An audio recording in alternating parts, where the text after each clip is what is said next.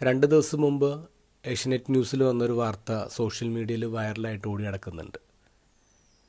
കഴിഞ്ഞ 10 വർഷമായിട്ട് കോട്ടയത്ത് ലോട്ടറി ടിക്കറ്റ് വിൽക്കുന്ന ആളാണ് റോസമ്മ. കാഴ്ചയില്ല, ഭർത്താവ് മരിച്ചുപോയി, ഏക വരുമാന മാർഗ്ഗമാണ് ലോട്ടറി ടിക്കറ്റ് വിൽപ്പന.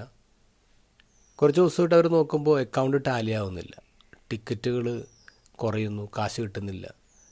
അപ്പോൾ ആരോ ടിക്കറ്റ് കട്ടുകൊണ്ട് പോകുന്നുണ്ടെന്ന് മനസ്സിലായി. ഇപ്പോൾ ഒരു കൂട്ടുകാരനാണ് ഐഡിയ പറഞ്ഞു കൊടുത്തത് ഒരു പെൻ ക്യാമറ വാങ്ങിക്കാൻ. അങ്ങനെ പെൻ ക്യാമറ വെച്ചു.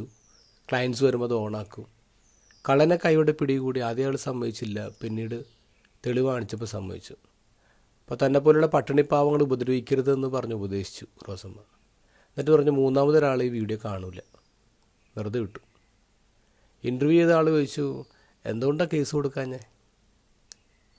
റോസമ്മ പറഞ്ഞ മറുപടി ഇതാണ്: ഞാനൊരു ക്രിസ്ത്യാനിയാണ്, ഞാൻ എല്ലാ ഞായറാഴ്ച പള്ളിയിൽ പോവും. അവിടെ പഠിപ്പിക്കുന്നത് സഹിക്കാനും ക്ഷമിക്കാനാണ്. എന്തൊരു ബോൾഡായിട്ടുള്ള വിറ്റ്നസ്സാണ് റോസമ്മ പറയുന്നത്. എന്താ ഗോസ്പലിൽ ഈശോ പറയുന്നു, നിങ്ങൾ ലോകമെങ്ങും പോയി ലോകത്തിൻ്റെ അതിർത്തികൾ വരെ നിങ്ങൾ സുവിശേഷം പറയുവാൻ. ഈശോയെക്കുറിച്ച് ഇങ്ങനെയല്ലേ സംസാരിക്കേണ്ടത്? ജീവിതത്തിലൂടെ ഈശോ ഈ ഭൂമിയിൽ ഏറ്റവും അവസാനമായിട്ട് നമുക്ക് തന്നിട്ട് പോയ കൽപ്പനയാണത്. അതെങ്ങനെയാണ് നമ്മൾ ജീവിക്കുന്നത്?